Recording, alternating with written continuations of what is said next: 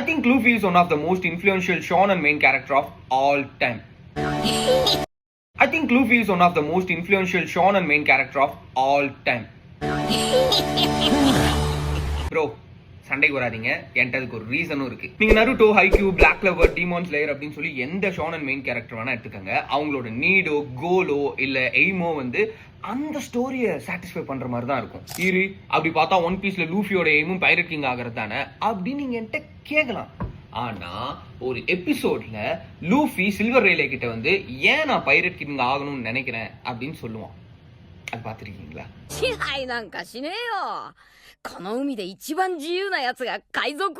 இந்த எபிசோட் பார்த்ததுக்கு அப்புறம் மணி, ஃபேம், பவர் இது எல்லாத்தையும் தாண்டி ஃப்ரீடம் தான் ரொம்ப முக்கியம் அப்படின்னு எனக்கு தோணுச்சு. அந்த அளவுக்கு லூஃபி என்னை வந்து இன்ஸ்பயர் பண்ணியிருக்கான்.